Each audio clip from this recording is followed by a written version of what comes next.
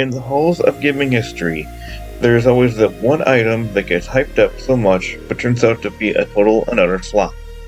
And in 1989, one such item was created, and that was the Power Glove. In this episode of Punser's Gaming Docs, we're going to briefly talk about the Power Glove. In 1989, Mattel entered into the NES accessory game with the Power Glove, an odd-looking accessory that you fit on your hand and had the traditional NES controls on the forearm, along with some numbered buttons you use to enter in codes for each game you use the Power Glove with. Based on the VPL data glove, in which fiber optics in the fingertips detected movement, the Power Glove used coated ink on the fingertips to register movement along with 2 ultrasonic speaker transmitters in the glove and 3 ultrasonic microphone receivers around the TV monitor.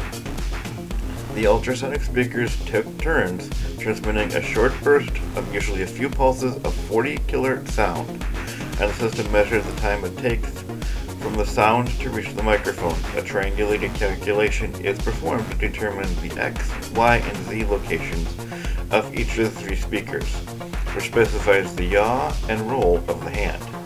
The only dimension you could not calculate is the pitch of the hand, since the hand can only pitch without moving the location of the ultrasonic speakers.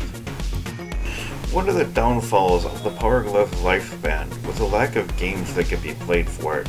Just like Rob the Robot, the Power Glove had only 2 games that were ever made for it: Super Glove Ball, a Fox 3D maze game, and Bad Street Brawlers, a beat-em-up game. However, there were supposed to be 2 more games that came out for it that were never released. Those were Glove Pilot and Manipulator Glove. However, there was a 3rd game also that never got released for it, and that was called Tech Town. But there were 3 other games that worked for the Power Glove, such as Rad Racer, which was a racing game, Kid Icarus, and the Power Glove, however, over the years made its way into pop culture, such as movies, TV, and even YouTube videos. Here are some examples of where you might have seen the Power Glove. In the movie The Wizard, the protagonist is seen wearing the Power Glove, saying he loved the Power Glove so much because it's so bad.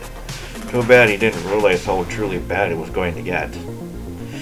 On YouTube, if you're a fan of the Angry Video Game Nerd, you've probably seen him sporting the Power Glove a couple times. And in Freddy's Dead, The Final Nightmare, which came out in 1991, after losing his controller that was controlling Spencer, Freddy utilizes his own version of the Power Glove that was grafted on his clawed glove to replace the controller while saying, "Hey, you forgot about the Power Glove." Now time for my final thoughts. Being a kid who had one of these back in the day, I've come to realize that it was truly bad. The lack of games that came out for it, combined with the fact that it never was even packed with any games to begin with, and the controls made it almost impossible to use, really did shorten the lifespan of the Power Glove to only a year. Did you have a Power Glove? Say so in the comments. I'm Paul for Punser's Gaming Docs. Peace out and stay frosty.